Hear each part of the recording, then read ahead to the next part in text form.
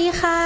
วันนี้นะคะเราจะมาพูดถึงโอดินเทพเจ้าแห่งโลกทั้งหมดในปกรณัมนอร์สกันนะคะเนื่องจากเรานะคะได้ทำคลิปเกี่ยวกับการกำเนิดโลกแล้วก็มนุษย์ไปแล้วซึ่งหลายๆคนก็จะเห็นว่าโอดินและพี่น้องอีก2คนเนี่ยก็คือเทพวิลีและเวเนี่ยก็คือเป็นบุคคลที่สำคัญมากๆในเรื่องของการกำเนิดโลกแล้วก็กำเนิดมนุษย์ต่างๆโอดินเนี่ยไม่เพียงแค่เป็นบุคคลสำคัญในเรื่องของการกำเนิดโลกแล้วก็มนุษย์นะคะยังเป็นบุคคลสำคัญของจุดจบของโลกอีกด้วยนั่นก็คือเรื่องของสงครามแรกนาร็อกนั่นเองแต่ในวันนี้เนี่ยเราจะมาพูดถึงโอดินเพียงคนเดียวนะคะแบบเจาะลึกแล้วก็ไปทำความรู้จักกับโอดินให้มากขึ้นกว่าเดิมดีกว่าเพราะว่าครั้งที่แล้วที่เราพูดถึงจุดกำเนิดไปเนี่ยเราพูดเพียงแค่เขาสร้างอะไรขึ้นมาบ้างนะคะและก่อนที่จะเข้าสู่คลิปกันเนี่ยก็อยากจะฝากทุกคนนะคะกดติดตามกันไว้เยอะๆแล้วก็ฝากกดไลค์คลิปนี้ให้ถึงสัก50ไลค์ละกันค่ะเพื่อที่จะได้เป็นกำลังใจให้กับพวกเราที่จะทำคลิปต่อๆไปนะคะถ้าทุกคนกดทุกอย่างเรียบร้อยแล้วเนี่ยก็ขอบคุณมากๆจริงๆค่ะเราไปเข้าสู่เนื้อเรื่องกันเลยดีกว่า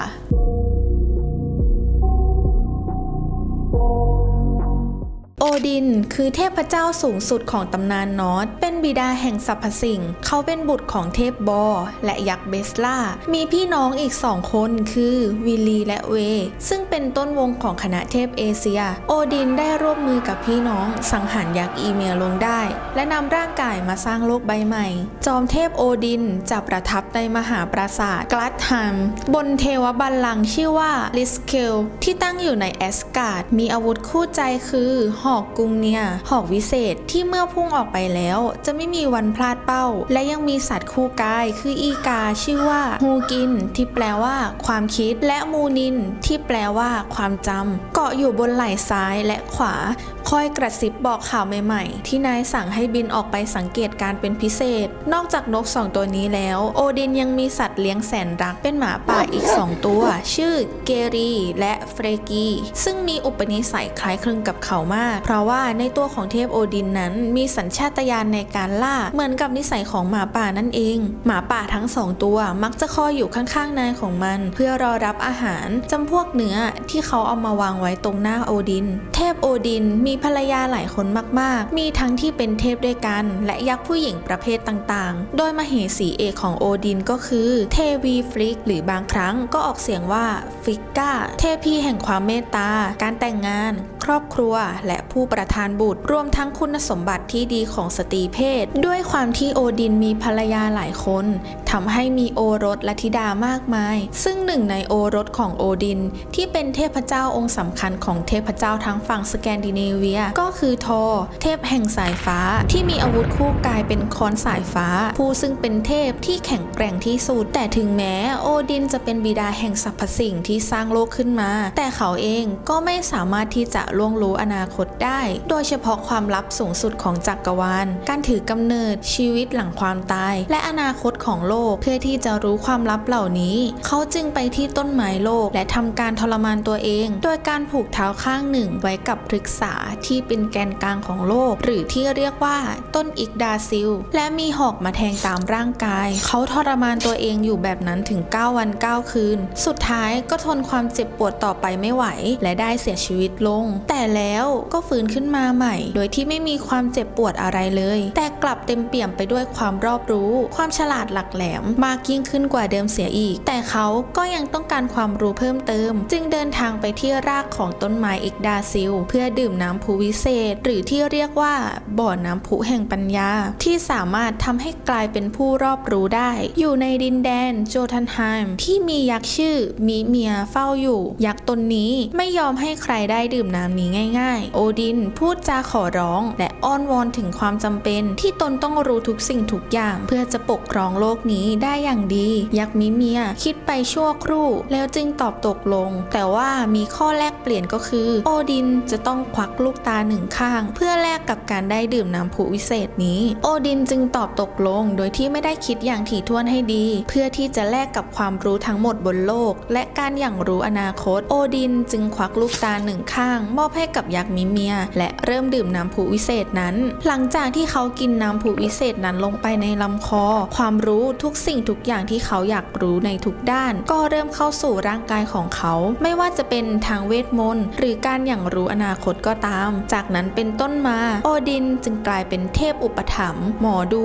กวีนิพนธ์และพ่อมดในทันทีนับตั้งแต่ที่โอดินได้เห็นภาพอนาคตโอดินก็ตกอยู่ในความขมขื่นเพราะว่าเขาได้เห็นจุดจบของโลกและทุกสรรพสิ่งได้เห็นจุดจบของลูกๆและภรรยาเห็นแม้กระทั่งจุดจบของตัวเองชะตาต่างๆที่จะเกิดขึ้นทำให้โอดินนั้นเศร้าหมองเริ่มกลายเป็นคนเงียบขรึมกว่าเดิมไม่กินอาหารและดื่มแต่เหล้าน้ำผึ้งเพื่อให้ความเมาสลายความทุกข์ใจไปได้บ้างด้วยเหตุนี้เองทำให้โอดินเริ่มสะสมกองกำลังเพื่อไม่ให้ตนนั้นตายอย่างเสียเกียรติจนเกินไปเขาจึงจัดตั้งกองทัพวันคีรีขึ้นมาพวกนางคือกลุ่มนางฟ้าดำแห่งความตายเป็นนางฟ้าที่รูปร่างงดงามผิวขาวผมทองเป็นสาวพรหมจรรย์ซึ่งมีฐานะกึ่งเทพพวกนางมีหน้าที่สองอย่างคือเลือกหาวิญญาณนักรบผู้กล้าและคอยดูแลวิญญาณนักรบพวกนั้นในวาลฮาราเมื่อไรก็ตามที่เกิดการรบกันขึ้นบนโลกมนุษย์โอดินจะส่งวันคีรีไปรอดูพวกนักรบคนใดที่ต่อสู้จนตัวตายแต่ยังมีความกระหายในสงครามอยู่ในดวงตาและมือเต็มไปด้วยเลือดขณะที่วิญญาณออกจากร่างวันคีรีจะเลือกวิญญาณพวกนั้นและพาข้ามสะพานสายรุ้งน้ำแข็งไปบนวันฮาราด้วยกันวิญญาณนักรบพวกนี้เรียกกันว่าพวกเอ็นเฮเรียวันฮาราคือพระราชวังที่มีขนาดใหญ่มหึมาที่นี่มีโต๊ะยาวเป็นจำนวนมากให้พวกเอ็นเฮเรียเข้าประจำที่มีคบเพลิงไฟจุดไว้ตามผนังแสงคบเพลิงกระทบสะท้อนกับใบห่อเป็นประกายแวววับอยู่ในแสงไฟมีอาหารเตรียมพร้อมไว้มากมายไม่ว่าจะเป็นหมูย่างเบียร์หรือเหล้าน้ำผึ้งในเวลานี้วันคีรีมีหน้าที่นำอาหารมาเสิร์ฟและดูแลไม่ให้จานและแก้วเหล้าของเราเอ็นเฮเรียนี้ว่างเลยเนื้อที่ใช้เสิร์ฟบนวันฮาราเป็นเนื้อที่มาจากหมูป่าของเทพตัวหนึ่งชื่อเซริมเนอร์มันจะถูกพ่อครัวแอนริมเนอร์เชือดทุกวันพอการเลี้ยงอาหารเสร็จสิ้นลงหมูเซริมเนอร์ก็รวมตัวกันขึ้นใหม่กลายเป็นหมูป่าให้พ่อครัวเชือดวนเวียนไม่จบสิ้นทำให้วันฮาราไม่เคยขาดเนื้อในการเลี้ยงเลยหลังจากที่กินอาหารเสร็จนักรบเอ็นเฮเรียจะพากันจับอาวุธไปที่ลานรอบวังเพื่อฝึกการต่อสู้หรือไม่ก็เล่นเกมหมากรุกเกมปาลูกดอกรอจนกระทั่งเสียงเป่าเรียกกินอาหารเย็นจึงเข้าร่วมโต๊ะอีกหนโดยมีโอดินนั่งเป็นประธานอยู่ที่สุดของห้องโถงโอดินจะนั่งดูนักรบเหล่านั้นสนทนาพูดคุยกันอย่างมีความสุขหวังเพียงแต่สักวันหนึ่งเมื่อถึงเวลานักรบพวกนี้จะสามัคคีร่วมมืออย่างดีในศึกครั้งสุดท้ายอย่างดีที่สุดนับตั้งแต่ที่โอดินได้เห็นภาพอนาคตเขาก็ตกอยู่ในความขมขื่นและมักจะอยู่ในวันฮาราครั้งละนานๆดื่มเหล้าพลางมองพวกนักรบซ้อมกันไปพลางๆวันฮาราก็กลายเป็นสวรรค์แสนสุขของเหล่าวิญญาณนักรบคนที่มีฝีมือในสมัยนั้นมักฝันถึงวันฮารากันผู้ชายจากมิดการ์ดหรือก็คือมนุษย์นั้นมีศรัทธาต่อการได้ขึ้นสวรรค์แบบนี้มากสงครามจึงกลายเป็นความกล้าหาญเป็นสิ่งที่ควรทำและทำอย่างดุเดือดโหดเหี้ยมในวัยหนุ่มเพราะการตายในวัยชราที่ปราศจากคมหอกคมดาบเป็นการตายที่น่าอับอายที่สุดการที่โอดินล่วงรู้อนาคตรู้วันสิ้นโลกรู้ว่าในวันข้างหน้าโลกจะถึงการแตกดับถึงแม้เขาจะรู้อย่างนั้นเขาก็ไม่สามารถหลีกเลี่ยงในโชคชะตานั้นได้แต่ก่อนจะถึงวันนั้นเขาก็จะทนุถนอมโลกที่เขาสร้างขึ้นมาอย่างดีเพื่อวันหนึ่งที่ถึงวันโลกาวินาศก็จะยังมีเทพและมนุษย์หลงเหลืออยู่บ้างและไปสร้างโลกใหม่ที่มีความสุขนอกจากนี้แล้วโอ